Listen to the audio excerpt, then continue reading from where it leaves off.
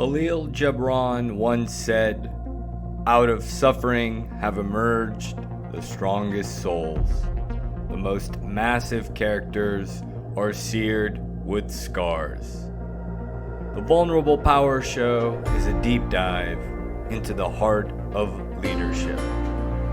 Hear raw insights and wisdom from experienced leaders who transformed during their dark night of the soul journey, now bringing light to the world. Spotlighting heart-centered leaders that have transformed, stepping into their fullest light and mission. Learn how you, too, can weather life's storm and thrive. What are the keys for successful personal growth and life-changing transformation? It is my intention to bring you wisdom, empowerment, hope, and inspiration, so you too can ascend to your fullest light as a leader, to bring about impact for the collective good.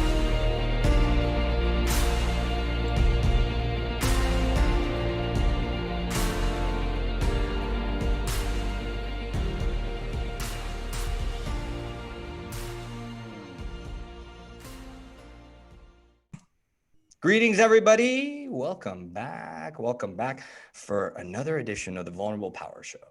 Today, I have a dear soul sister, very, very prominent healthcare leader of healthcare leaders. And we're going to take a deep dive today into her heart-centered leadership. And today's focus is going to be on, as I already said, healthcare.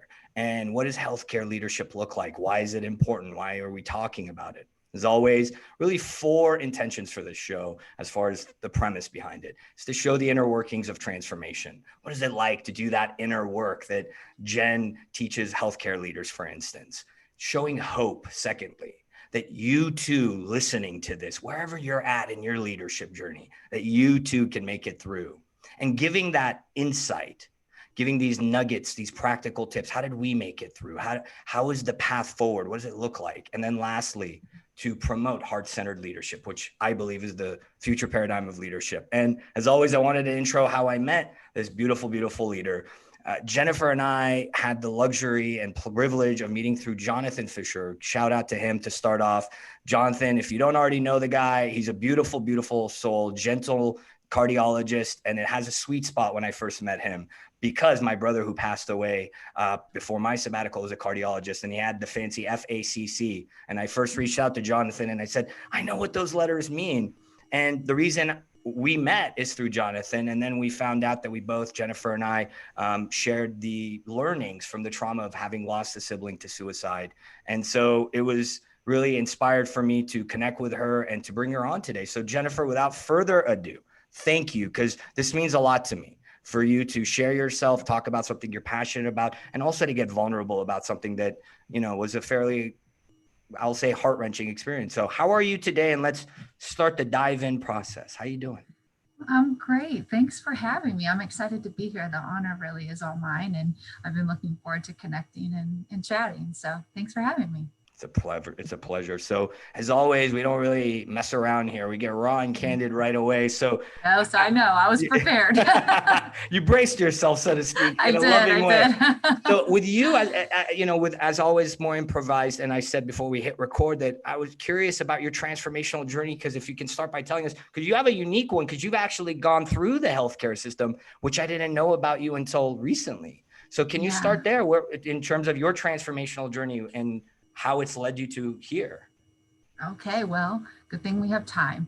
So, fascinatingly enough, I haven't really shared my story from the beginning to current. So just recently I've been recognizing that perhaps all of those experiences have been a summation that have landed me to this spot.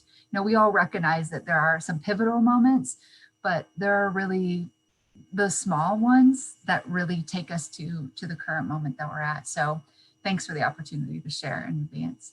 So for me, it starts all the way back to a very young age. And those of you who are listening, bear with me, because I promise there's a rhyme and a reason. So at 9 months old, I was actually the worst documented case of a Stevens and Johnson syndrome, which is an allergic reaction.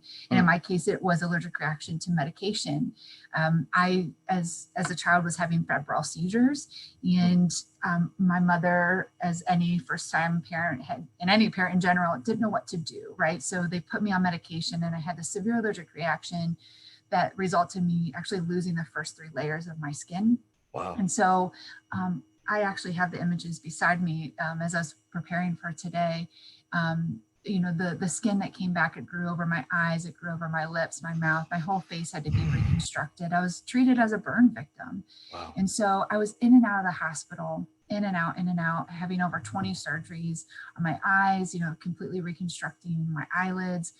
There was a moment where I was coughing on something or choking rather. My mom was trying, as any parent would do, to help. And she actually pulled my lips off in that process. And, it gives me chills thinking about that as a mom of 2 little boys. And my youngest, who's actually around, that age, what that must have been like for her. So, I had all of these surgeries and continue to have febrile seizures, even though, they're trying to control them and so on, all the way till about 4th grade. And so it was a lot of up and down, a lot of medication. I had asthma and, the issues with my eyes. My eyelashes were actually growing into my eyelids or into my eyeballs. And so I had to have additional surgery. And needless to say, I was around physicians all the time. Right. Day in and day out, it seemed like I was always going to the doctor for something at no fault of anyone's, except for just kind of the situation that was taking place in my life. And it was normal for me. I didn't really know any different. When I was sick, I was very sick because my immune system, of course, was compromised. And so at around 4th grade, things, got better. I stopped having the febrile seizures. And in between that time, I was actually in a series of car accidents, which was not in my short video. Surprise, Hass. Wow. And the first car accident, and there are multiple, the first one that I was in, I was actually thrown through the windshield of a convertible. My best friend flipped out of the back, landed on her feet. I went through the windshield, had stitches in my face. So 356 stitches in my face. Wow. And of course, was extremely fearful about getting in a car at all after that. I didn't have my car seat or my seatbelt on, but thankfully that actually saved my life. And then the very first time that I went out after that, I was in another car accident, and we hydroplaned after we were pushed to the side by another vehicle. We flipped 3 times, but thankfully I received a concussion. Outside of that, I was okay. Wow. Moving forward a little bit, so had a lot of time with physicians during that time, whether it was reconstruction, follow-up, continued support from physicians, and as well as the epilepsy, trying to ensure that things were going well. My senior year of high school, I was talking with my mom, had just gotten back from a meeting with friends, and I think it was like a church meeting or something. And I literally just fell to the ground and had a seizure, a grand mal seizure. Wow. Out of nowhere. And it was extremely scary, right? Extremely overwhelming. There I was, a senior in high school, getting ready to go to college, not knowing, what now my life was going to be, and enter back into this world of continued unknowns for medical, specifically. And even though I had been in and out of all of these physician offices throughout the years, this was a different experience for me, because for this long period of time, I was okay, right? And the symptoms that I was experiencing felt really like they were in my control. And then epilepsy came, and nobody, literally no physician really knew what was going on, right? I had every single test that was possible that could be done, and, CAT scan after MRI, and, continued referral, go see this specialist, and so on. And long story short, fell upon a physician at the Cleveland Clinic who I'll forever be grateful for, Dr. Dalip Nair. He's an amazing physician who truly heard everything that I was experiencing. And I'll never forget, he looked at me, literally looked into my eyes and asked me how I was. And that was the first time that I cried. related to what was going on, right? Because as the oldest of 5 kids, my mom, a single mom, as the oldest of 5 kiddos, I was the one who was supposed to keep it together, even with all these medical issues that were taking place, and all of the trauma and the things that went on in my life from a medical aspect. There were additional traumas in my life that I experienced, from witnessing domestic violence to my mom was married, 4 times. So moving often, seeing domestic violence, seeing the abuse taking place, also living on welfare, not really sure what we were going to do financially, taking care of my youngest 2 siblings who I actually named. 2 days after my mom had Jonah and Faith, she had to go to work. And so I had to stay home, right? So there were all of these things, but I still felt like I could control all of that stuff. Like I could stay home to take care of my siblings, even though I was 13, 14 years old. I could decide whether or not I was going to play that sport or not with asthma, right? It was in my control. But now all of a sudden, I had this physician who truly seemed to care and listen. And I was able to share with him that I don't know what's going on, right? This is completely out of my wheelhouse, right? Epilepsy is something that I don't know what the heck you're talking about. But whenever I sit in your waiting room, Dr. Nair, I see people that can't even take care of themselves. And I don't want that, right? It was just immediate fear. And, reflecting back on that, I can remember sitting there across from him and him saying to me, you have my word, my personal dedication that we're going to figure this out. And now I don't know if he believed that. I don't know if he necessarily, embodied that statement, but it sure seemed like it, because then in the next few years to come, he figured out what was going on. And he found out that there was actually a lesion in my brain that was resulting in me having these seizures. And there was, it was a benign tumor that was growing. And it was so minuscule at the time of all those MRIs and the PET scans and the CAT scans and all that they couldn't see it. And then it finally, revealed itself.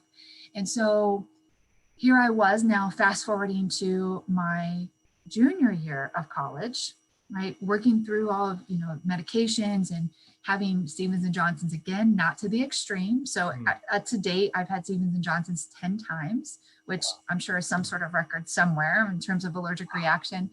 We finally found a medication that was helpful. However, I was still experiencing seizures. So he said, Jen, the time has come that we really need to do surgery. We've got to remove this tumor.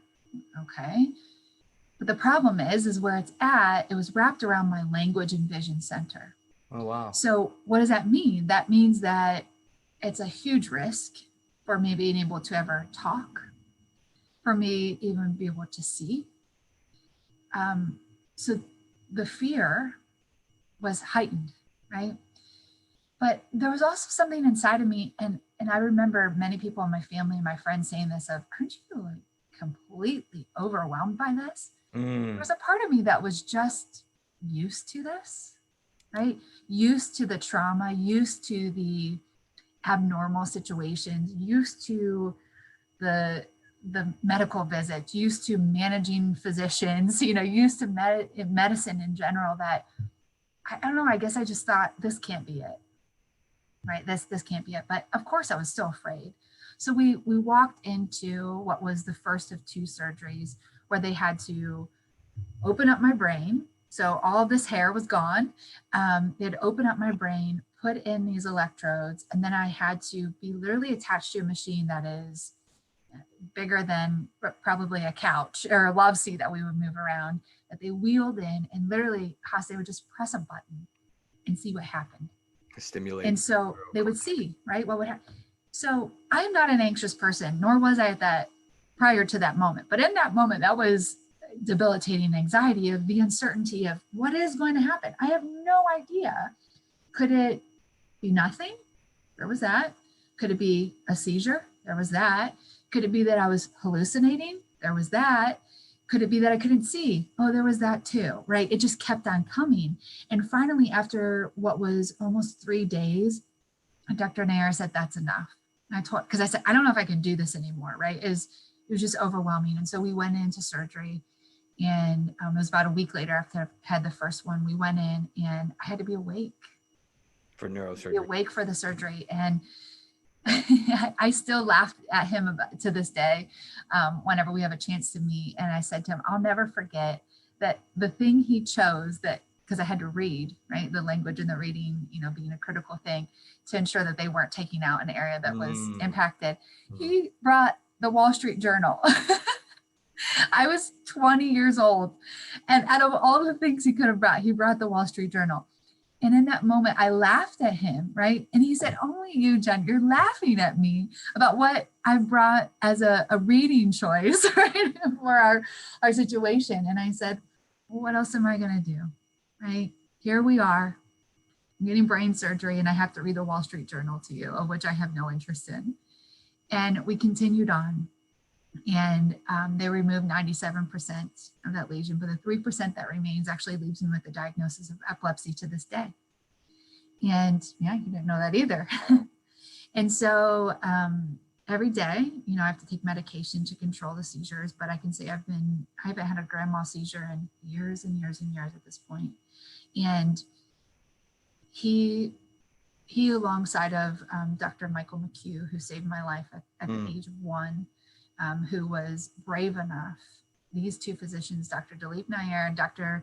Michael McHugh, are the two that really saved my life because they chose to listen. Dr. Nair listened to me, and Dr. McHugh listened to my mom when everyone else thought that she was just crazy and she was a overreacting first-time parent, when in reality, I was dying and nobody wanted to take on the liability. Right? They weren't listening to what she had to say. That's a huge topic, which we'll talk about. Liability, I'm sure. Liability issues. Yeah, exactly. Yeah. So, that really pushed all of this stuff in terms of medical and trauma and abuse that I experienced, which is a whole other topic. But all of that really brought me to, what the heck do I want to do with my life? That most, 21-year-old people have to decide. And so for me, as a senior in college, had to learn to reread and rewrite, but was very grateful that I could. Wow. My senior year of college, I had to miss the first semester at the Ohio State University, but they were extremely supportive through that whole process. And everything was on audio before audio was even a thing. They really helped me, and I graduated on time and got to do amazing things even throughout that whole process. Still got to study abroad. It was a great experience considering, what was taking place. And I decided, what, I want to go to grad school. I wasn't ready to grow up. So I thought, let's do grad school. And what just seemed to be a natural fit to me was doing therapy. So mental health therapy in particular, because as many of us healers know, we are attracted to those who need healing. And through graduate school, I thought, I got this figured out. We're good. Everything's going smooth. But, looking back, it was definitely more of an attempt to heal myself than it was to heal others. And so fast forward, my specialty when I was actively seeing patients was trauma and abuse. And so I did my residency in a domestic violence shelter, where I focus on survivors of domestic violence and supporting not only them, but their families, specifically their children, and how that impacted their leadership internally as well as their leadership at home. So working through that trauma and abuse with them, as well as drug and alcohol addiction. So did my residency in that space, as well as working through private practice, really worked in the trenches of mental health. I worked in a psychiatric floor, doing a stabilization unit. Wow. All along, working beside physicians, but also then ended up treating physicians from a mental health perspective. And really growing up in medicine, being beside physicians, and again, then, transforming in private practice to be able to support them. The one thing that I recognized, not only in myself, but also specifically with physicians, was, most of us came to medicine for one reason, and that's to help people, right? The Hippocratic Oath, to support people. But throughout all of my training, and I know this is true with physicians as well, no one really said, what about your stuff? What are you doing, right? What's going on? And why is that fueling, or how is that impacting your ability to lead what I always say, your home team, but first the me, myself, and I team. And then how does that impact your work team? And then how does that impact the organization and all the patients you're trying to help? No one said that to me. No one. They just said, okay, so now you do this, and now you do this, and now you do this, and then you check this box, and then you get this letter beside your name, and then these letters, and then you keep on going. Yep. And there I was with a full caseload, working at the top of my license, as everybody always says, right? I was doing the stuff I was supposed to do. I was supervising new clinicians, old clinicians. My clients were getting better. Patients were better. And they were getting better so quickly that those that, were looking at the book said, can you slow it down a little bit, right? Like you can keep people in longer, which was against completely my ethics. We'll talk about that too. Yeah. Yeah. So that really led me to realizing, oh my God, I need to take a step back here. Like this is not okay with me. And that was really the first awareness of what I was truly experiencing. And that I believe was my first bout of burnout. And the first piece of, hold on, this is maybe a facade. And what I mean by that is I've just been checking boxes, but I'm not really sure that this is my jam. Like, I'm not really sure that I even like this. That was scary, Hass. That was really scary because I had a lot of loan debt, and all these clients, and I just bought a house. I'm like, wait, what? Hold on a second. Things are supposed to be going smooth here. And now, what am I going to do? So this is fascinating. Let's pause for a second because I'm in awe on so many levels. And I know I threw a lot at you. No, it's perfect. You pulled a Hass on Hass. This is what I did to you. Several conversations and one-on-one. So I'd love to see your images because you don't know some stuff about me, for instance, that I was run over by a car, and maybe you can see this, and my left hand was crushed at 10. I've had many car accidents. My brother who passed away had Parkinson's, false diagnoses similar to you. He had electrodes put into his head. And one time he survived a car accident flying through the windshield. So I'm sitting here marveling, going, God is a really, really beautiful weaver of fate, whatever you want to call it, synchronicity. If you're not a believer in the divine, perhaps, the algorithm, what have you.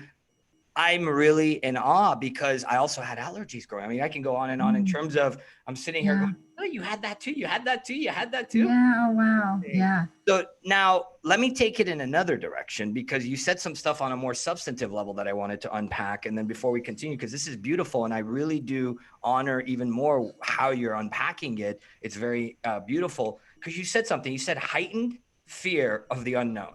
And I sit back and I go, wow, if ever practitioners and patients were on the same level, that's a commonality because I'm hearing you, what will happen to me as a practitioner? And it's same for law, right? You check the boxes and, I grew up around healers. My siblings are 13 years older. I was around them, had all these conditions myself. And then the patient, what will happen to me? So we'll unpack this later because I want to geek out more in terms of the healthcare system, what we see. You mentioned a beautiful liability. I mean, I come from law, liability, protracted, keep them in the system longer. Litigators do that. Doctors, unfortunately, don't know any better, some of them, in the allopathic side. And here's what's also interesting. And I want to hone in before we continue because you said two things that I wanted to really flush out here. Is we always say, and you've heard this, healer, heal thyself, that you don't have to be in the audience listening and be a healer. I say leader, lead thyself, which is really where you're getting to. And here's the inquiry I have. I wanted to pause here because you said first bout of burnout before we continue on your transformational journey. And I'm fascinated because I had forgotten that you had your therapy master's and I didn't know you worked in trauma and that space. And that's, as you know, something I've been an advocate of dealing with the trauma response. So before we continue with the question, can you show your pictures that you have next to you? Yeah, I pulled them out. So here's, holy cow. So that's actually a better picture. So here's kind of the worst one. That's the after. That's the after. So heads up. Hold on, everybody, if you're watching, if you have a weak stomach like I do, turn away. You might want to close your eyes, Hass. So here's. Holy shit. Oh my God. Yeah, so you can see how, the skin grew over my eyes. Oh, you went through that? And so here, it's just an extreme reaction, to the medication, how our bodies respond. And It's an alert. It's an antihistaminic response, essentially. It's the body attacking exactly. itself. White blood cells, all that. Here's the day that I came home from the hospital. It was with my Mickey. And Dr. McHugh actually gave that to me. Oddly enough, I hate Mickey now. Dr. McHugh gave you Mickey. That's kind of funny. Yeah. Let's see here. And then in your video that you sent me for your marketing material that you're rebranding, where was that? Is that the surgery then you described where you had the scar over your head? Yeah. So that was the brain surgery. So here's one more. This is when you're an infant still. Jeez. Yeah. Wow. And and as we're talking, I'll pull up this one from one of the car accidents. See here. It was with the stitches on my face, because there was definitely a lot there. That happened to my aunt too, of flying through the windshield. My brother didn't have to do anything. It was like miraculous. Holy cow. And this is when this is the 21 accident where you. No, this is 16. This is 16. So then when the I was 16. Was later. Yeah. So when I was 21, then is when I had the staples in my head. Here's a picture of with one of my best friends whenever I had shaved my head. So I had long hair like this, and I donated all my hair, and I didn't want it to fall out from any medication. So I decided to shave it. It was kind of my way of controlling it. Right. But yeah, I don't have any pictures right now. No, that's okay. I wanted the audience to get a flavor, because like Tanya, for example, had went through a similar in an earlier episode journey, and she happened to have her flat. So it felt inspired because you said you had them next to you. Yeah, it's ironic that I had them. Yeah. The question, I'm glad you prepared it. The question that I had for you, and it's kind of honing in on this before we continue on your journey and unpacking that, is for me, it's fascinating, the concept of resistance. And you hit the point, right? You talk about your hair, you talk about your persona, your identity. Who am I? You said I love the word facade, mask, what have you. Mm-hmm. What for you, go back then, if you can, and what for you, other than the conditioning of I'm living my life from a checkbox, right? Like same for me, my older brothers are doctors, I'll start pre-med. Oh, well, everybody says you're good at analyzing things. So, okay, I'll become a lawyer then. And if I'm not going to be a doctor. So I didn't know I had a facade until obviously, like most people know from my story, when at that point in your journey, before you did the self-awareness work after the first burnout, which we'll get to in a moment, mm-hmm. What do you feel was keeping you in that routine? What do you feel existentially was keeping you in that facade, that resistance, as I call it? I know 100% what it is. It was the trauma response. Can you unpack that for some that don't know what we're talking about, or maybe Absolutely. Kind of know? Yeah. So whatever the trauma is that you experience in your life, big, small, whatever it is, it's trauma for you. And if you don't recognize what that trauma is and then figure out a way to release it in some capacity, work through it, process it, working with a therapist or whatever is a creative outlet for you to release that trauma, what happens is that there's a neurological connection or a synapse that happens in our brain when we have continued amygdala hijack. So the amygdala is really the primal part of our brain, everyone knows the fight, flight, freeze, right? But specifically it's the amygdala that sends that response. So when you have a trauma or an experience that comes, so I can give you an example that my mom was 9 months pregnant with my brother Jonah, and I witnessed her get thrown down the steps. So what do you do when you're 12 years old and you see that happen? For me, I chose to fight. I went and I got a pan and I hit it over his head. Good for you. And I said, "Don't you fucking touch my mom." Still, right? Right. And he looked at me like, "What?" He never touched me, not once. Now, it's not something I'd say like, "Oh, look at me." No, that was the response, right? We all have an innate response, because I could have equally ran away and I still would have been proud of me for being 12 years old and dealing with any type of scenario, right? But it just so happened to be that was my response. That's what my amygdala said I needed to do. But I held on to that. I learned from that in the way that, oh, hold on a second here. I need to be more proactive. I need to see it coming. Right. So any traumatic experience, and really just general experiences that we have, it either stops at the amygdala of the fight, flight, freeze, or it can then be processed through, and then we can come to cognitive reasoning of, what do I do with this now? We can connect it with the emotional response to a reasoning. But if it's traumatic, that never happens. So then we start to do things that we don't even realize are ridiculous, right? And we get into this system, we get into this neurological pathway of continued trials that make this, what I always say, is a beautiful highway, right? Mm-hmm. It's actually leading us to nowhere but horrible, but it's beautifully paved, and we've got these wonderful buildings and there's beautiful green spaces, but it takes us to this crappy muck, right? But we do it over and over because that's all we know. Correct. Right? So until we shift away from that inward stuff and realize, hold on, I have no idea what the heck I'm doing. I'm just following this path because it's all that I know. We just keep on running into the muck.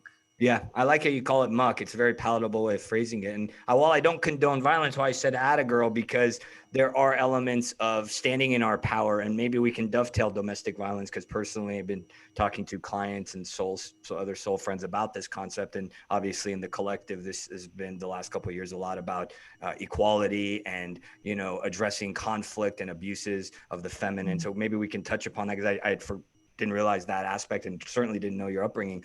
I had similar, I think you're touching upon hypervigilance. I had a similar way of being, where then you have this trauma response and then you become, you know, overtly like on guard, which hardens us and makes it you likened it to the pathway or the highway and getting mired in the muck. So I love that. So, okay. So you're back to this unpacking. So you're having this unfolding, you're having this burnout, you're realizing something's got to give. I can't keep going down this highway. I'm mired in muck. Yeah. What am I doing? How did you unpack the burnout, where you're a practitioner looking at yourself going, oh, debt, you know, this is a lot of what I deal with, and I'm sure you deal with clients, is I don't know how to get out of the 9 to 5, or I have to make ends meet, or I have kids. And I've talked about it with other people on the show. So how did you face that? How did you then say, I have to deal with my burnout?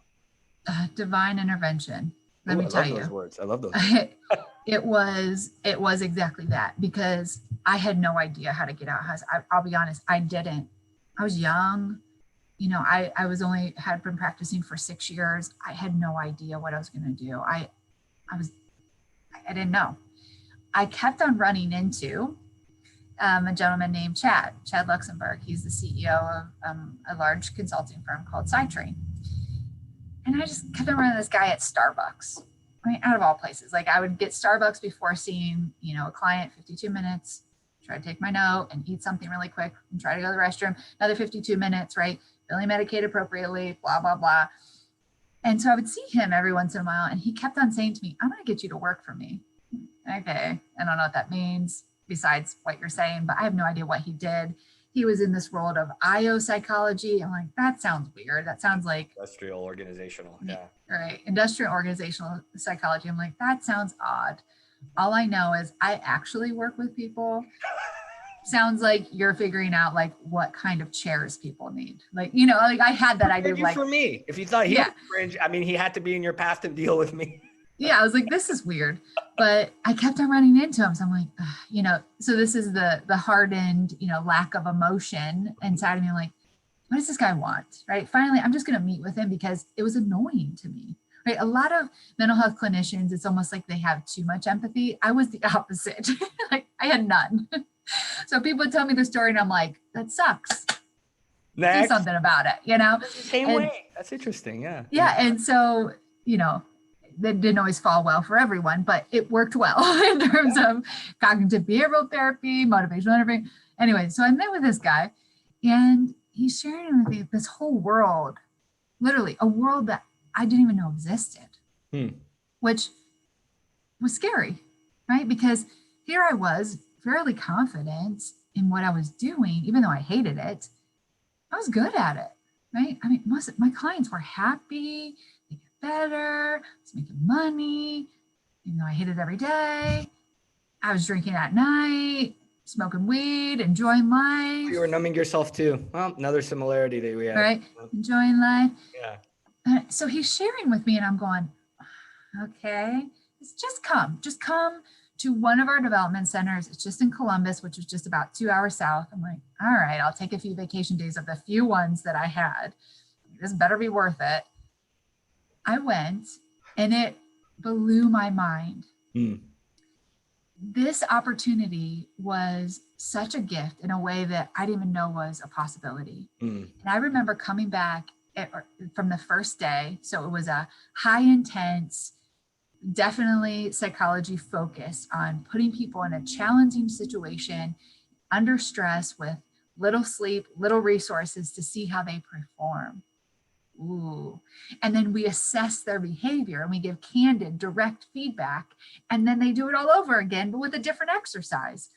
I was in love. I was absolutely in love. And it was under this guise of leadership development. Right. This is great, right? Because I've witnessed people be horrible leaders.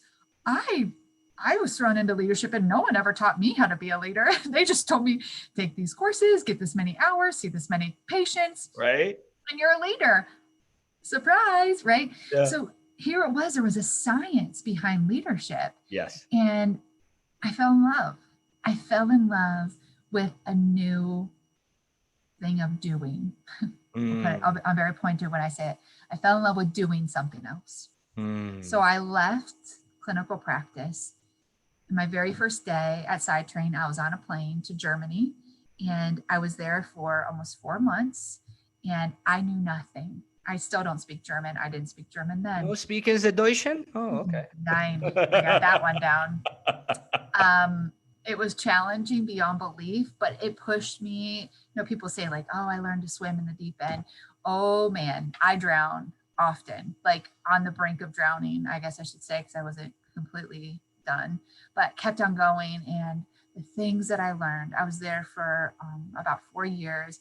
So I moved from consultant to senior consultant to ended up being the director of executive coaching for the Americas for this large firm, where I was honored to have the opportunity to meet leaders from all over the world. But one thing that remained consistent in all the leadership that I had in terms of supporting leaders and empowering leaders was healthcare.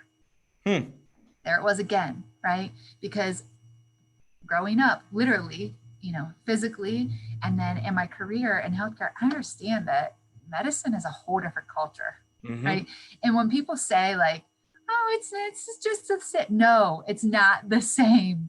Medicine is a beast. Yes. It is a beast in and of itself that is rearing its ugly head that needs to be tamed. We need to learn how to tame this beast.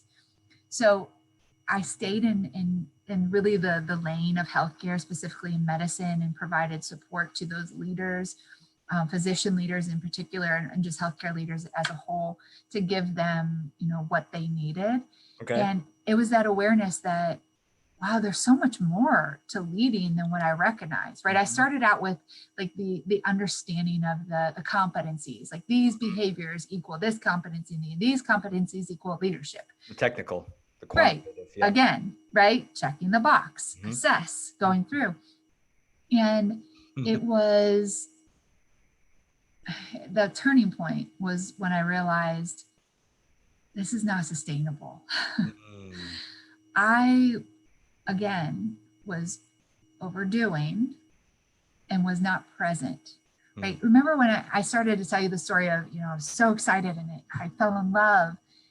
Then there was a realization that the TSA guys, they were all guys at the time, knew my name. I didn't have to show my ID. That's weird. That's weird. I was flying way too much. And I was home for 6 weeks out of the year because that's what my European allotted vacation was. But I didn't use it, right? I was working all of the time. I loved my job, but I realized I can't do this forever. Like, this is out of control, right? This is not sustainable. And it was a harsh reality when I had just delivered a program, excuse me, to, it was 45 executive physician leaders. And this is worldwide? And this is worldwide? This is, it was the largest healthcare company in the world at this point. Okay. Wow. I had finished delivering, of which, multiple physicians came up to me afterwards and said, I have grandkids older than you. Yeah, I know. Yeah, I hear that too. Right. Age is not equal wisdom, guys and gals. Yeah. So I had to fight my way through that. But it was the realization that I'm sitting here and I'm saying to these physicians the very things that I haven't done. And I just did it like copy paste, right? There was no impact of what I was saying, but I'm sitting there watching old school physicians cry, right? Wait a second here. What am I missing? Because I'm not feeling anything. And I just got a doctor to cry. Like my husband would always ask me, how many people did you get to cry this week? And we are alike in what we do then. And I would laugh, right? But it was something about when I came home from Minneapolis, which those of you who know anything about healthcare, you can, put the dots together of where I was. I came home from Minneapolis and I said to my husband, you need to tell it to me straight. How am I showing up? He said, showing up? You're barely here. Ooh. Makes me tear up when I think about that. Because I was so caught in the doing, Hass. I was so caught in just getting things done. And I enjoyed that. But I wasn't connecting what I was experiencing with what I was feeling, right? Because that trauma, that stuff was still there, right? It was still there. There you go. So I was doing a phenomenal job of performing, of protecting, of disassociating, maybe? At times, I'm sure, of just playing the part that needed to be played in that moment, right? Whether it was the pot and pan in my hand or standing up and with a clicker in hand, right? Something was always moving me around. And as I'm saying, it's almost like a marionette. Like this is not planned, I promise, right? That things holding my hands and moving me around, but I wasn't there. And it was then that I realized I can't do this. And I didn't know what that meant. Again, I had no idea. But this time I took a different approach. What year is this, Jen? What year is this now? This was 2015, 14. 15. Oh, okay. 14, 15, so this would be then when yeah. I started my sabbatical, and it's parallel to my process. Interesting. Yeah. So I got an executive coach and I got a therapist. I got both. So I worked through some of the trauma stuff, right? Because side note, my dad wasn't involved in my life. So there's always issues there, right?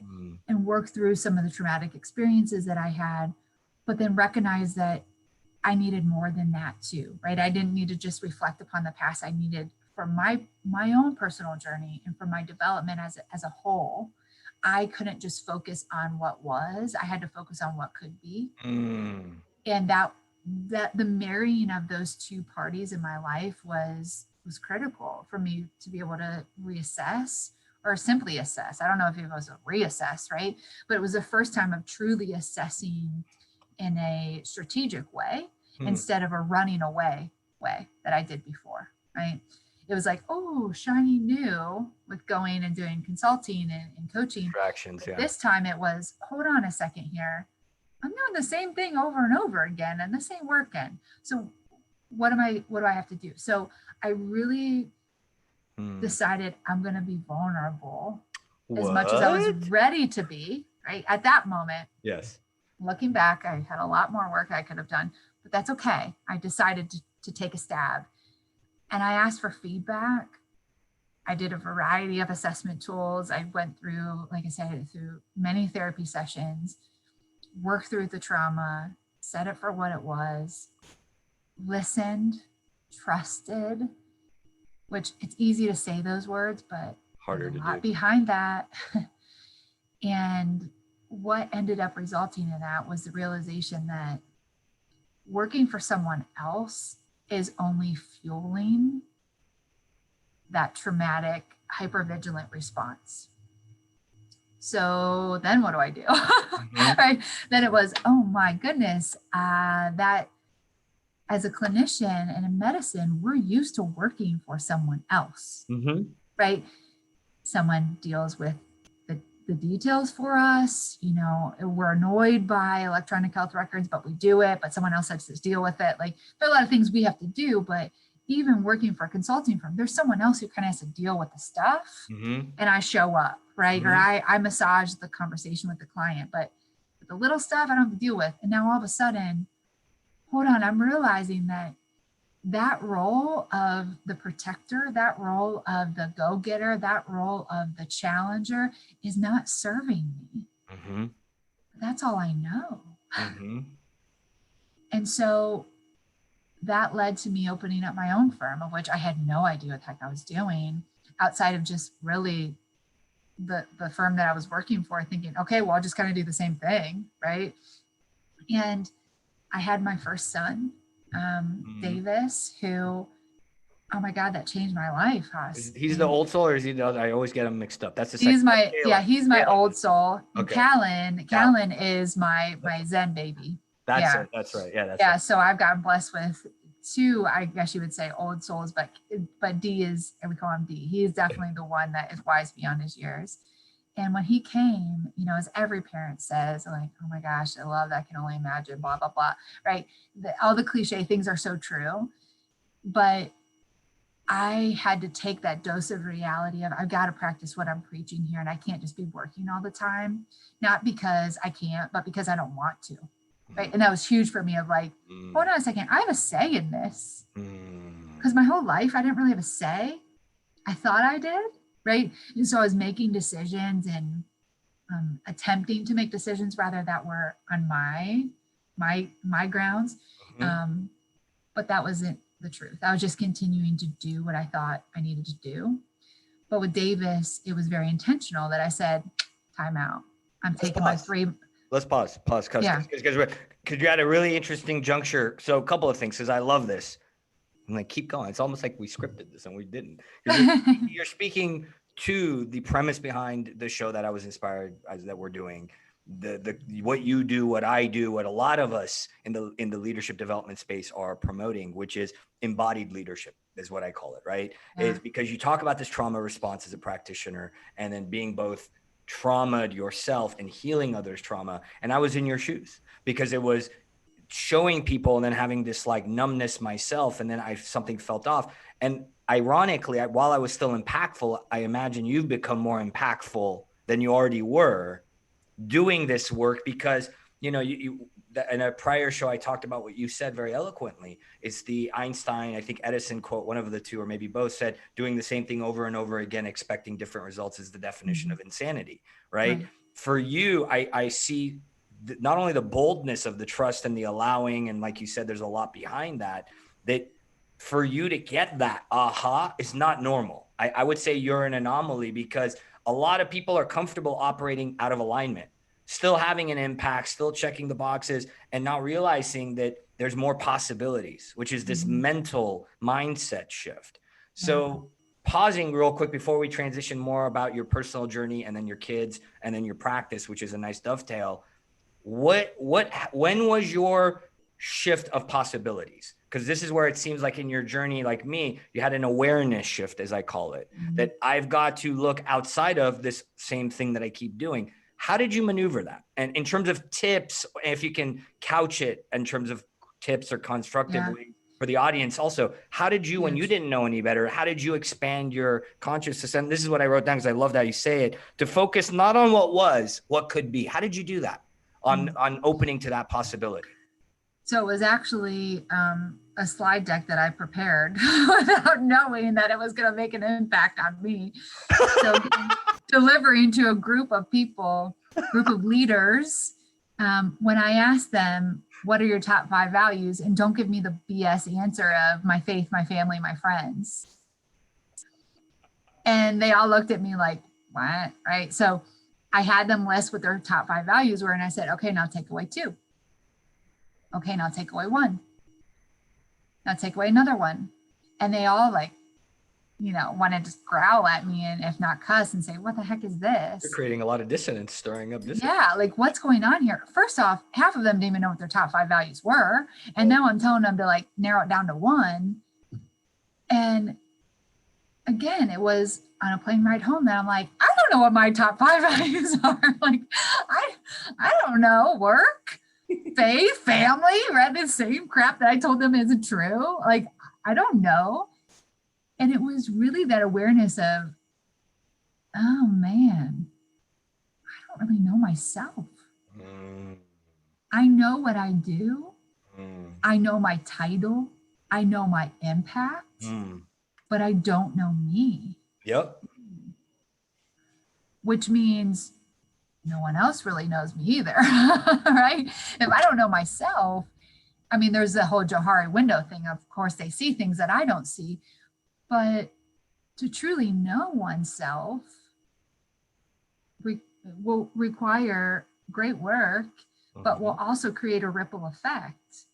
Either way, it's like every single behavior that I was engaging in or demonstrating was really like a pebble in a pond that was rippling things out, but I had no idea how big or how small or where it was going. I had no idea. I didn't even know my intention, let alone my impact. And again, what do I do with this, right? I don't know. And so for me, it was the first awareness of what are my values? And what I mean by that is not necessarily, what I think my values should be, but if I was realistic with myself, and I'll be candid, right? This is a candid show. My values at that point when I was assessing was money. Material. I want to make money, right? I want to make money. Because financial stability, again, here's that trauma, right? Financial stability was never there for me, never. So financial stability was huge. It wasn't so much of the love of money, but it was the love of stability. But that was money for me. It was also recognition of accolades.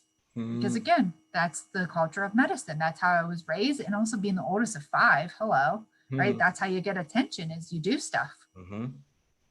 And I recognize, okay, so then what else? And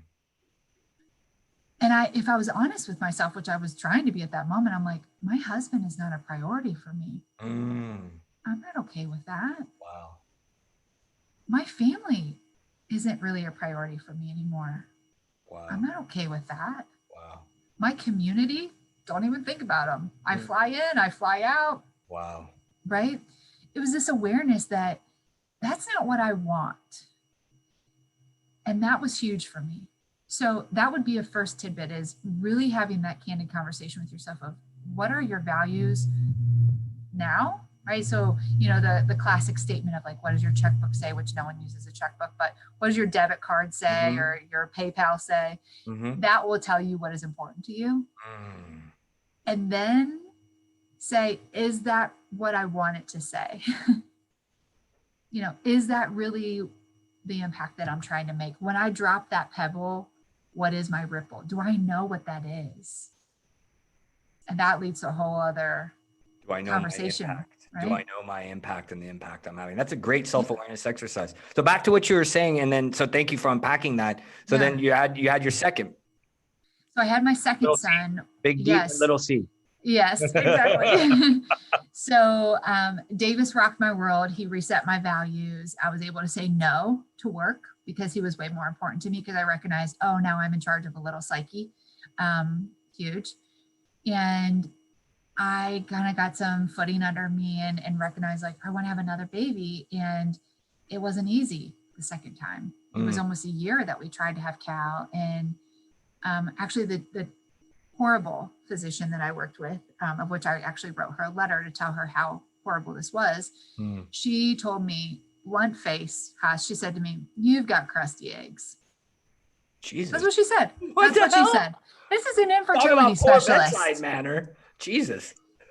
And I looked at her and I said, well, you're a horrible physician. That was my response. I didn't know what to say because I couldn't believe. I was like, well, you're a horrible physician. So there. It was like something a guy would say to an angry ex-girlfriend, like, you're crusty. Weird. That came it was so weird. It came out of physician's mouth. I couldn't believe it. Right. And then she's like, and by the way, here's the $10,000 that you'll have to pay to go through all these things. Okay. Oh, IVF. Okay. IVF. Yeah, I mean we're going to do a series of blah blah blah blah blah, and IVF Yeah. is essentially going to be the Because it's thing that we thought was expensive. A buddy of mine did that. so expensive, Like so 25 expensive. grand some places or something ridiculous. Yeah. Oh yeah, and that's like easy street, right? So I'm like, all right, maybe this isn't just meant to be, right? And because I don't know that I want to go through all that emotional pain, and I'm just grateful that we have Davis. Shorten the story, we got pregnant with Callan without any infertility. He was born so quickly that we named him Callan, which means fierce in battle, because throughout the whole pregnancy, we had challenges, but every time that I would lose my focus, he would bring me back to the now by kicking me in the belly. And he still does that now, not kicking, but he does a wonderful job of just his aura, just his presence of bringing me back to current. So you're saying that there is something to this entanglement theory, quantum physically, that let's say hypothetically, wink, wink, the mom has a session with a gifted healer, releases a trauma. So you're saying that the baby could have a psychosomatic release because the energies are intertwined. Is that possible? Well, that sounds kooky. How did that happen? Or how does that work? Yeah, well, firsthand experience, it does. So be prepared. Because Callan was up for the, couple nights. Are you comfortable unpacking that? Are you comfortable unpacking that? Yeah. So speaking candidly, what was your experience as a mother after you did that inner work and that one-on-one, mini one-on-one with me? What then did you experience as a mother? Because if you're comfortable unpacking it from a human raw experience, because you kind of freaked out a little as a mother. So I did. Yeah, it's my baby. Yeah. The ripple effect, the butterfly effect, and this gosh, energy is interconnected. Can you unpack as a very raw example? I 100% believed in that, but now I really believe in it because I experienced it. So for the listeners, Hass and I went through an experience together that we'll talk about related to my sister, which is really kind of the last part of my story, that resulted in me releasing a lot of trauma that I didn't even realize I was holding on to. And I'm not talking about the domestic violence. I'm not talking about the car accidents and the mental health stuff. I'm not talking about that. This was related to my sister. Soul level. And what happened at a whole other level. And what happened was, again, to shorten the story, was Callan, who's actually now crying in the background. He wants to come on camera. He can hear us talking about him. I know, right? He's like, hey, I went in. I promise there's someone with him. People are always like, you need to eat your kid. As a nanny, she is responsible. Yes, it's fine. It's okay. So he was then up, wired, like fully awake, 1, 2 in the morning, fully awake, but really almost to the point of being unconsolable, which is completely outside of who he is. Usually he's very calm, relaxed, chill, go with the flow, right? Zen baby. But he was just disturbed. Crawling up the side. And I didn't know what to do, except I remember when Hass said to me, hey, if you, anything weird, anything normal, anything you need, you let. And I'm like, Hass, this is weird. What is happening? Something with his hands too. I remember when you texted me. So yeah, okay. So I ended up taking him to the doctor the next morning because I thought maybe he has an ear infection, whatever, right? The normal, go-to. Got to be something physical. Wrong. It's got to be, yeah. And of course, the pediatrician, after I get him to look me in the eye, he says, "There's nothing wrong with your kid. He's fine. Checked everything. He's fine." Like, no, he's not fine. There's something going on here. So, as Hass was referring to, he was clenching his hands throughout the night. I'm like, what is this? Right? He was clenching his hands and he was just irritable, right? Just really irritable. It was almost like a stomach ache. Like, what is going on? He ended up having it was almost like irritable bowel. Like, like he had issues with, he was releasing things, but I didn't recognize what that was until Hass and I then reconnected. And remember, Hass, you're like, this is normal. So we did binaural beats and got him to reconfigure and get things in alignment and allow him to release some of that. So what had happened was the stuff that I released, which I was happy to release, went somewhere. And where it went more than likely was directly to Callan and had to go through Callan because I was still breastfeeding him at the time. So what I was releasing in the energy of the space, but also in my physical body, impacted him. And it wasn't in a negative way, as evident by the physician checking him out. It was, he himself was releasing some of that more than likely was attached to him because he came out of me. Correct. Right. And we know that is true. The research supports that, is that the secondhand trauma continues into the DNA, right? That goes through. So there was a release that took place on his behalf that I didn't even know was going to happen. He's fine now, right? Everything's fine. I told you it was going to be fine. I know. And he was fine. Freak out because I was like, I'm pretty sure. So for the audience, the other side of this for a second before we continue is not knowing our impact, right? So here we have a very vivid example of a psycho-spiritual, biological release that somebody releases as a parent. It reverberates into the field, as we call it, the morphogenic field of your home. It passes through him and releases whatever he's going through as well. Now the other side, from my experience, and I'm sure a lot of the physicians and healthcare leaders you work with, not knowing the impact the other way of being numb to the vibrational energy you're emitting. Exactly. How many people are you hurting? How many people in distress are you numb to? Mm-hmm. And we have which we'll talk about, it's a beautiful dovetail to the continuation of your traumatic, transformations and traumas and what have you, and your leadership journey of your sister and my brother, right? We have a high rate of suicide, unfortunately, because people are so desensitized and leaders are desensitized. And as a leader, we have a responsibility, which is why I offer, hey, if you have anything going on, follow up with me, because it's a responsibility. With great power comes great responsibility. And even if you're the leader of a one-man show and you're an entrepreneur, you still have people around you that you affect. So you learned all this. You had this profound experience. Callan, brought you into presence. So what happened next? Because this is a kind of a foreshadowing. Your sister is part of her contribution. Well, so what really happened, 2020, people can tell, whatever their story of 2020 is going to be. But for me, 2020 was an amazing experience because of my sister. So just a little bit about Faith. So Faith chose suicide August 25th of 2019. That was her decision of how she wanted to leave this world. And I'll forever respect her for that decision because that was her choice. I don't know exactly what state she was in. Doesn't matter. That was her choice.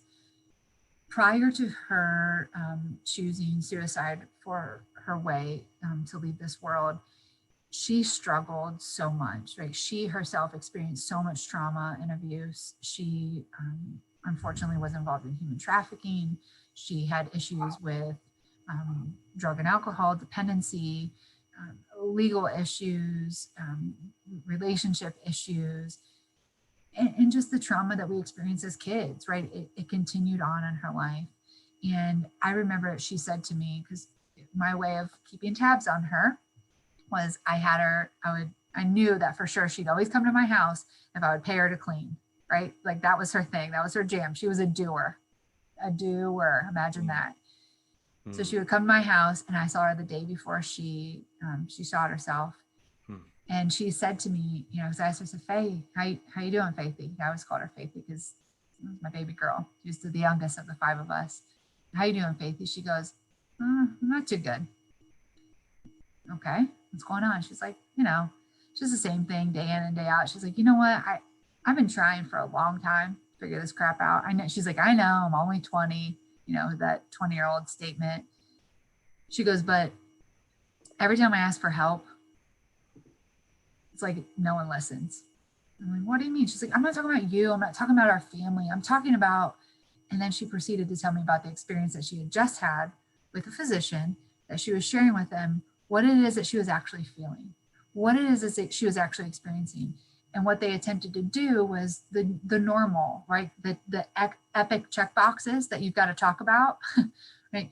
Are you eating? Have you tried this? What does employment look like for you? Like those things that they have to check box. I get it, but they got so caught in the check box that they didn't listen. They didn't feel. Is what she was saying to me, right? That's what she said. I wasn't there, but this is what she was saying. She's like, I just don't know if this is ever going to get better. And I firmly believe my sister was undiagnosed bipolar, which I think really led into a lot of the experiences that she had, in addition to trauma and dependency and so on. But she decided that was her time and that's how she was going to go. And so when I got the call from my mom, it was around 10 o'clock at night. And my mom, usually she's one of those, I'm the oldest, and she says this to all of her kids, like, I don't mean to bother you, but, that sort of thing. And she even said that to me, and she called to tell me that my sister had shot herself. She said, I don't mean to bother you. I'm sure you're resting, but Mom, what is going on? She goes, but Faith is sick. What do you mean she's sick? We're at the hospital, and you don't need to come now. I'm like, what do you mean I don't need to come now? What's going on? Faith shot herself. What? Where is she? Immediately turned to my husband, as plain as could be. Faith shot herself. I have to go to the hospital. He's like, what? I don't know. Got my stuff, went. And I get there, sure enough, she had shot herself. She shot herself in the head, but not with a large enough caliber. So she was alive for 4 days, Hass. And immediately I kicked into what I do best. Doing. I assessed the situation and recognized that no one else was doing what I thought needed to be done. Especially here you are, I see my mom, I see my siblings, I see my sister, who at that point was still hemorrhaging, and, just a horrible sight to see in the ER. And I didn't know what to do, but all I did know how to communicate with healthcare professionals, right? I could do that. So I immediately stepped into that role and started to have a conversation. What are we doing here? What's the plan? What are we doing? What are we doing? And that was my role for those 4 days, as well as the days to come, with planning her funeral. People were so kind. We raised every single dollar that we needed to pay for her memorial service, and then some, so my mom could get her thumbprint on a necklace. I mean, the list goes on. But before I even go into that, the turning point of Faith's death was, and really catapulted me into recognizing that healthcare is not just an area that I like to play in or the space that I enjoy. This was a turning point for me of recognizing that this aspect of burnout, or second victim syndrome, or moral injury, or mental health, whatever you want to label it as in healthcare, is beyond just okay. This is an epidemic. It's going to continue to be an epidemic even beyond our current pandemic. This is something that is now finally being exposed in a way that it has never been exposed before, as evident by what took place in this moment. So my sister, and again, I'm sorry for all these candid details, but I think people are listening, why are you they recognize. That's the purpose of this show. I'm like, hopefully these people are recognizing, like, okay, this girl just keeps on getting deeper and deeper. But so we were sitting in the ICU, and at this point, my sister had had brain surgery to remove the pressure and so on. And it was just me, my mom, and Callan, because he was brand new. He was just a couple months old, literally 2 months old. And he was wrapped on me because I had to keep him with me at all times, breastfeeding. He and I, my mother, was sitting there, and Faith was at the point where we had decided we're going to take her off all the machines because there's nothing we can do. And we were just waiting to hear from the physician to declare her brain dead. And we were waiting on that moment. So the surgeon comes in, of which we've had a decent interaction with before, right? I say that loosely, but fair enough. He came in, no pleasantries, no nothing, comes in and he goes, is she alive? Just as blunt as could be, Hass, is she alive? I look at my mom, and she's looking at me, and I'm like, what? Because again, right, my role, the communicator, the protector, the doer. What do you mean, is she alive? Well, you're the doctor. He goes, I don't know if she's alive. Leaves the room, never came back. What the fuck? And in what seemed to be like forever, but it was probably just a minute or two, then Faith, another breath of air. We knew she was alive. He never came back. We never saw him again. He never followed up, which infuriated me. And tidbit, Anger is never primary. Never. People will say that it is, but it's not. Anger is not a primary emotion. It's always secondary. As Callan screams. That's Callan. That's Callan. He wants to be part of the story. He's like, I agree.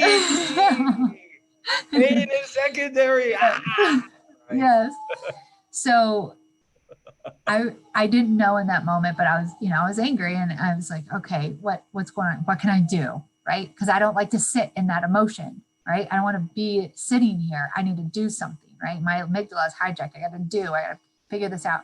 So I go to I ask head nurse, want to know the head nurse. Who's the attending? Want to know the attending. I tell the story. How do they respond?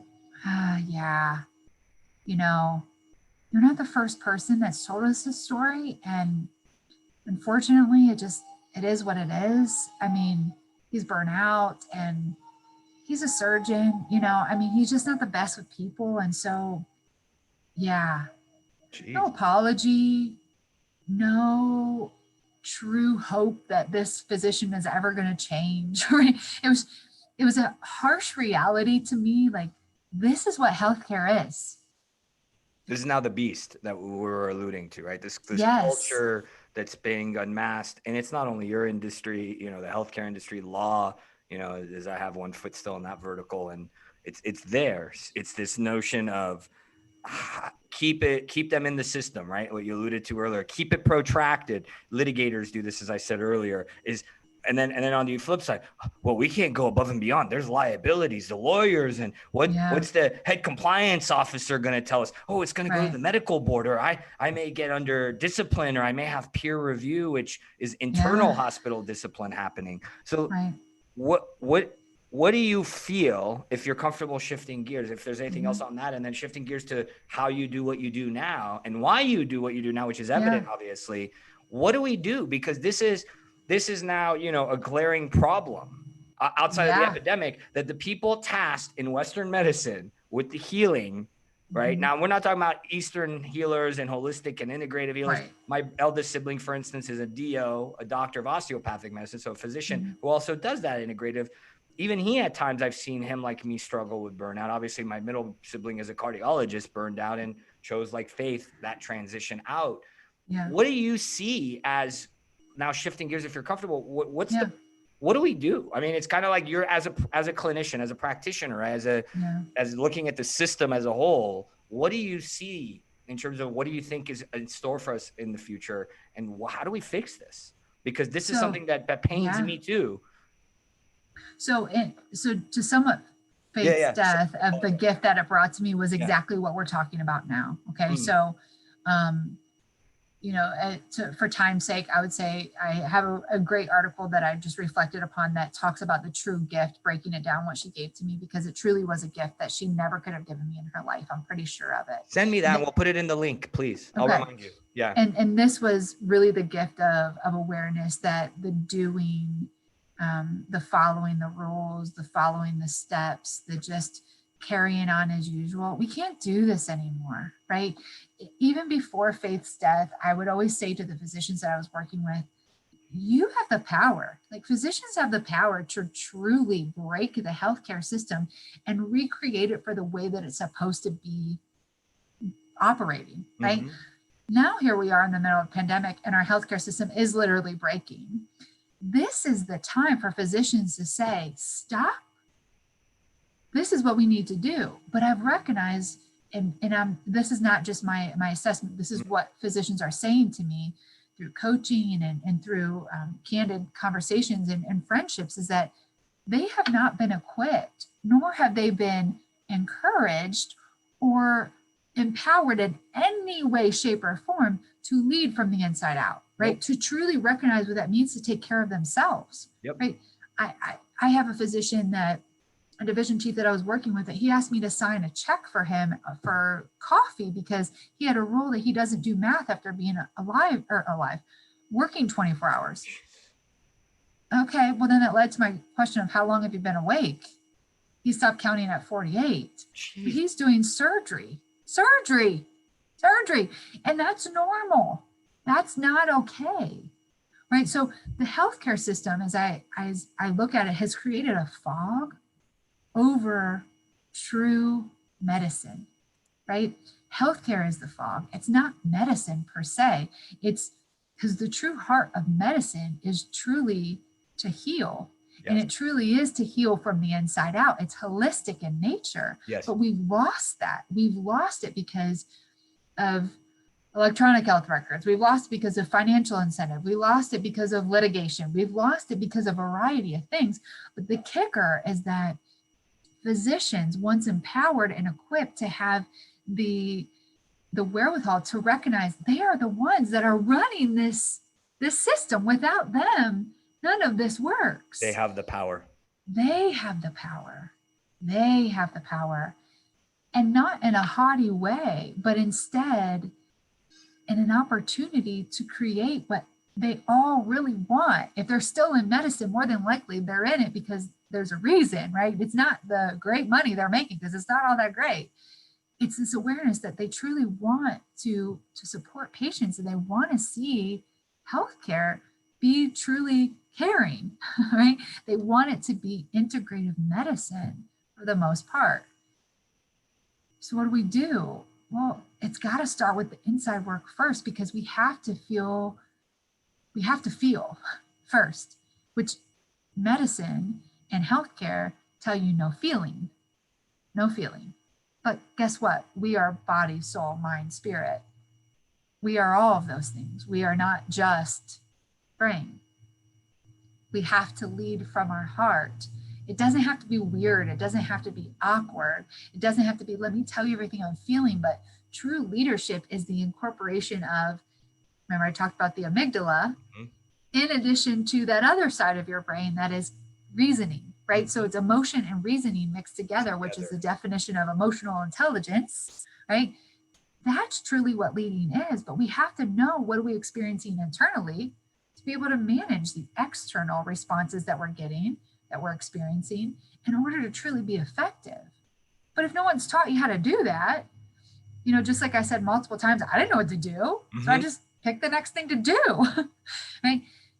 If you don't take that time to ask for that feedback, to get that support of the people who have actually gone ahead of you and know what the heck they're talking about, you'll just continue to stay in that hamster wheel, as I hear it day in and day out from physicians, right?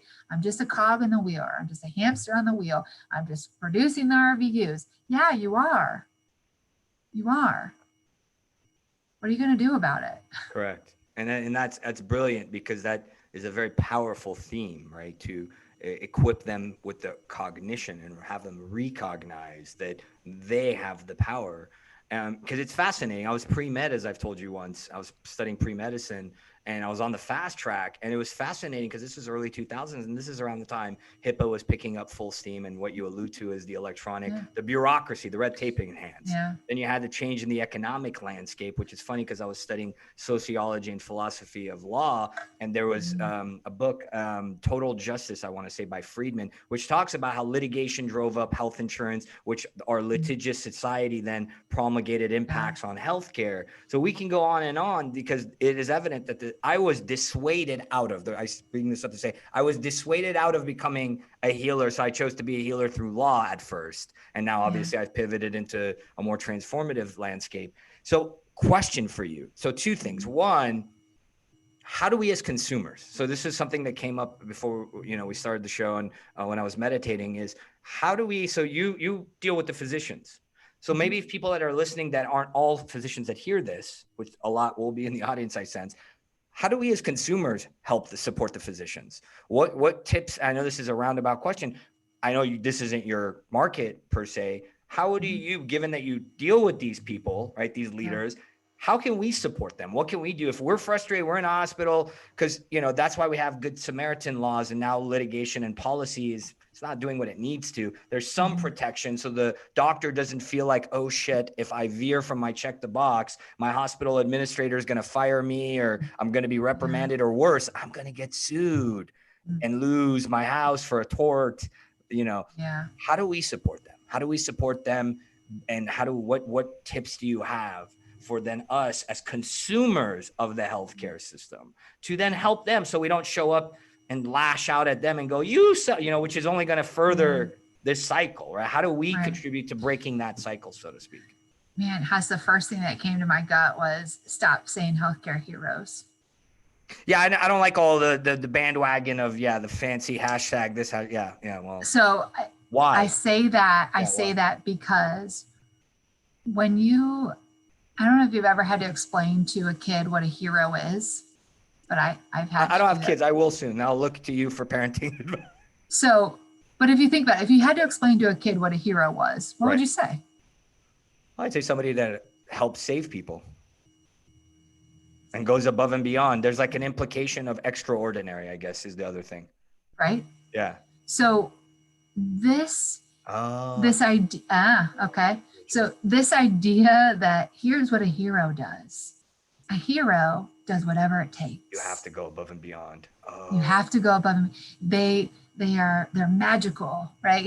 They change in the night. You know, they can make any impossible situation possible. Yeah. Batman, I mean, the series that I love, the Chris Nolan, he gets banged up and he keeps going. And Alfred Keeps goes, going. "What are you doing? You're a human." So I like Right. where you're headed. Keep going. I like this. He never stops, right?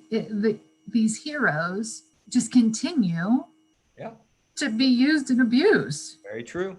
Very true. Right. The martyrdom. In the sake of helping others. It's martyrdom. There's no comic book about like, then what does Batman do to make his leg feel better? Like, no, like Batman's downtime, the restorative years. Right. That doesn't exist, right? There's actually one kid's comic book that Davis has already read. There was like, he got captured by the Joker, but then all the other heroes came, but they just brought him along with them. And then magically he was fine. You know, I was like, wait, what? But that's why I say stop with the hero stuff, because physicians are human. They're humans too. They are experiencing such ridiculous levels of trauma. And I'm calling it for what it is. It is trauma, whether it's acute or chronic or dramatic or traumatic trauma. This current state that we're in, and even before the pandemic, they were experiencing such workloads and such experiences in their lives of life and death on a given basis. And I know they're trained to do this, but I will say there is the aspect of training that is missing, of the incorporation of how do you process the emotion associated to the stress, to the trauma, that is missing in medicine training, right? It's missing in medical training. And that's a lot of what I'm talking about with my physicians right now that are my clients, and what I'm hearing even on social media, and people are starting to say, this isn't okay. Where did this come from? What do you mean, where did this come from? This has been going on for a long time, but just now all of a sudden people are starting to say, oh, wow, 400 physicians that we know of a year are completing suicide. The number one rate of suicide amongst any profession, physicians. Jesus. Number one. What? And again, that's just a number we know of. But now Dr. Lorna Breen, who was an esteemed ER leader, physician leader, she completed suicide in the late spring, and she was a leader in her field. And it brought a huge focus on this fact that, wait a minute, if Dr. Breen committed suicide, what? And it brought this awareness that people are actually willing to start talking about mental health with physicians. What?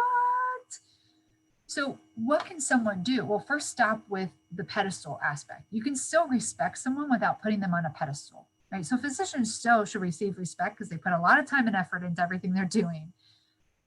But treating them as humans, engaging with them. I mean, one of the things that I always do, no matter what physician it is or healthcare professional, is I just simply ask them, how are you? Giving a moment and space. And I know some people have a hard time with that, of like, well, I'm paying them. Stop it. They're people too. No. And they deserve to have a conversation. You think that they want to sit in front of a screen and click all these buttons? No. But if you engage with them, that can make a difference of them having a moment to recognize, this is why I do what I do. This is why I'm still in it, right? Because I'm actually making a difference. Saying thank you when they truly did help you, and telling them when they're not, right? So it's the good and the bad. Compassionately. Well, compassion. Absolutely. Yeah. You don't need to be rude or mean, but instead you can say, and I've said this before, hey, this is what happened. And this was the impact, right? So I talked about that That's like OBGYN. nonviolent communication in a sense. Yeah, right? yeah. So, that specialist that said to me, the crusty eggs, I sent her a letter apologizing for saying you're a bad physician. But I also put in the letter, this was your impact on me. And I know that your intention was not that, because most people don't start the day with a negative intention. Correct. But their impact. And so if a physician has a negative impact on you or a positive impact on you, tell them. Just this last weekend, we had to take Callan to the ER. He's having a problem breathing. And our pediatrician, he gave me his phone number, and we were texting and we were calling. And I finally got a chance to, have virtual visit with him. And I said, Dr. Tom, just hold on 1 second. Just look at the screen. And he looked at me and I said, thank you. Thank you for your time. Thank you for caring. And he immediately went back and I said, come on now, give me a second. He was like, you can't see underneath my mask. He was smiling. And he said to me, that made my day. Those are the things. Simple things, right? Because those of us who are also challenging these physicians, equipping them and empowering them, we need your support. But sometimes it's the little things, right? It doesn't have to be dramatic or traumatic to make an impact. It can be something so small that can make a shift in how that person is feeling and how that physician is living. And it breaks their cycle. It's the breath of fresh air that you as a consumer can inject into their consciousness, which then makes them go, wait, what? So I'll share something candidly that came through right now. I didn't plan on sharing this very out of the blue. So after 9/11, Middle Eastern, no duh, legal name Hassan. And most people don't know that's my legal name. I grew up with my middle name. And I encountered some bias from police officers. So I had a difficult opportunity to deal with racial profiling in a non-judgmental way. And I started a policy instead of stepping into fear. And it took a while to deal with this. And I was actually on jury duty once for a police brutality case. And I didn't even have to fib to get off the jury because I wanted to do my civil duty. I said, can you be unbiased against an officer? And I said, unfortunately, I've been racially profiled many times. So the reason I bring this up is I started a policy of thanking the officers. If I was pulled over for a routine traffic stop, or if I saw them in Starbucks or at a restaurant and they're doing, they're in between shifts. And the funniest thing, much like that physician, only it's harder with an officer because there's security and fear, and especially nowadays. And I saw that it was like breaking their system. Like they would like spaz out like, why are you thanking me? What's your agenda? Are you going for my gun? What are you doing? Why are you, because it breaks that highway that Jen talked about so eloquently. So that's really brilliant feedback. And this is interesting. So I was going to ask you, what do you see in the future? And for the sake of time, let's dovetail it as, what do you see as your legacy, which dovetails to that question I was going to ask about what's in the future for us as in healthcare and healthcare leadership. So I think it'd be more conducive to couch it as, what do you want your legacy to be in the space of what you do? So if you can talk a little bit about what you do in case it's not evident for the audience in terms of your craft and your mission, and what do you see as the future of healthcare in terms of how you want your imprint and legacy to impact that future? If you can do that two-pronged, if you're okay with that. So maybe I'll go impact and then how and what I do. Yeah, so, perfect. However it resonates. So my impact, I immediately think about my boys. And I think about, there's this image that I actually used for recent social, like a video, it was an image of them looking out into this field. It was, fall time. And I want them to be able to see the world in a different fashion, specifically when it comes to consuming healthcare. And specifically, I want them to have a relationship with their physician. And I want them to understand that healthcare is a way of living. It's not a consequence of a need. And so for me, that requires a lot in terms of what I do. And so my boys are my driving factor, and my sister is my driving factor for people to recognize that their voice can be heard, and it should be heard, and it will be heard. By the people that truly can take them into healing. And I believe that is a physician. I believe that physicians have the opportunity to be able to really lead from the inside out, but that has to start internally. So that's what I do. I work with physicians. I work with healthcare systems that are passionate about supporting their physicians to work on what I call the me, myself, and I team. And then we work on the home team, because there's always work there. And then we work on the work team. And then the organization always benefits.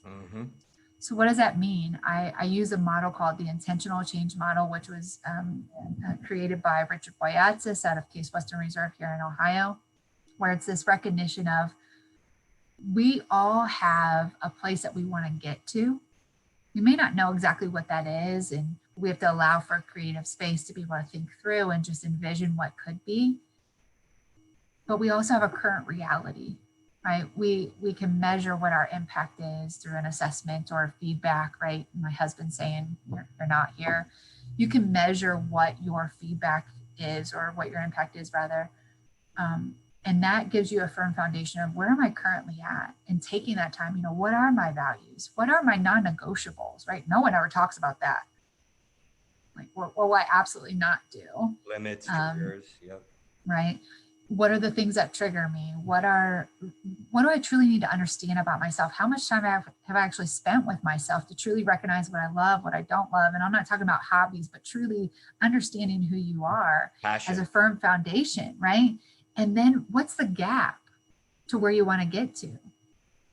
That's where the work takes place. And that's what I get to do. I get to sit alongside and challenge and support and equip and empower physicians, so they know what that means when I say to lead from the inside out, because they recognize who that person is, whether that's through traditional training or teaching or experiences. In some cases, people are open to meditation and mindfulness. Whatever that jam is for you, we do it, right?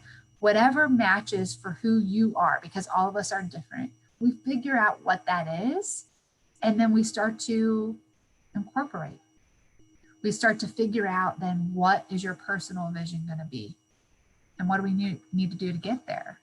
So whether it's coaching or consulting or being an advocate, because I love to advocate for physicians related to mental health and just overall health and awareness of these are people too. That's what I get to do, right? That's not what I have to do. It's what I get to do.